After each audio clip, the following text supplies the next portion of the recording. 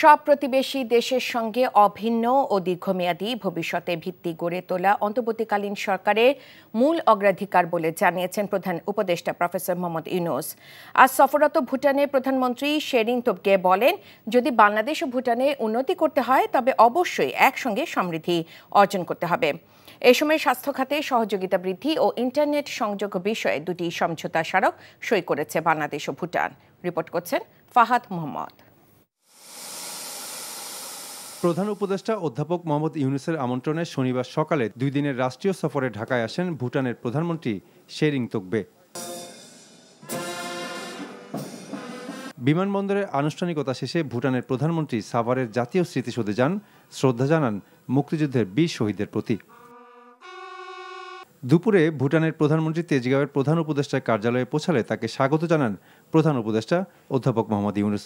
সেখানে দুই নেতার আধ ঘণ্টার একান্ত বৈঠক অনুষ্ঠিত হয়। পরে আনুষ্ঠানিক দ্বিপাক্ষিক আলোচনা শেষে স্বাস্থ্য খাতে সহযোগিতা বৃদ্ধি ও ইন্টারনেট সংযোগ বিষয়ে দুটি সমঝোতা স্মারক MOU সই করে বাংলাদেশ ও ভুটান। ভুটানকে বাংলাদেশের অত্যন্ত গুরুত্বপূর্ণ বন্ধু হিসেবে বর্ণনা করে প্রফেসর ইউনূস বলেন, আঞ্চলিক বাণিজ্য ও অর্থনৈতিক সহযোগিতার জন্য ঢাকার দৃষ্টিভঙ্গি একটি গুরুত্বপূর্ণ অংশ।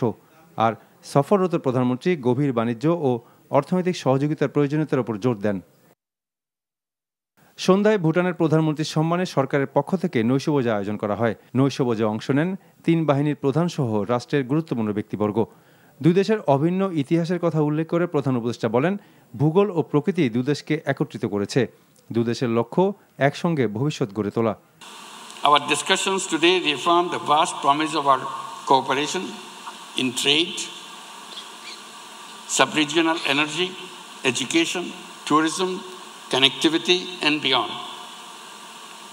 We are confident that our efforts and discussions today will make inroads for elevating our partnership for the benefit of both of our peoples. এই সময় প্রধানমন্ত্রী তোবগে বলেন, থিম্পু যত দ্রুত সম্ভব FTA সই করতে চায় এবং আশা প্রকাশ করে ভুটান বাংলাদেশের সঙ্গে মুক্ত বাণিজ্য সম্পাদন করার প্রথম দেশ হিসেবে পরিণত হবে। The cooperation between our two countries, whether in human resource development, trade, connectivity, or other areas, has steadily deepened over the years. Bhutan appreciates the solidarity of the people of Bangladesh, which has contributed immensely to a shared aspiration for a peaceful and prosperous region.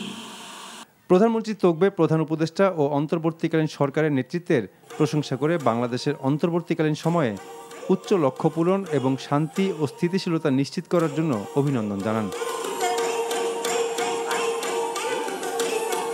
Fahad Mohammad, NTV news, Dhaka.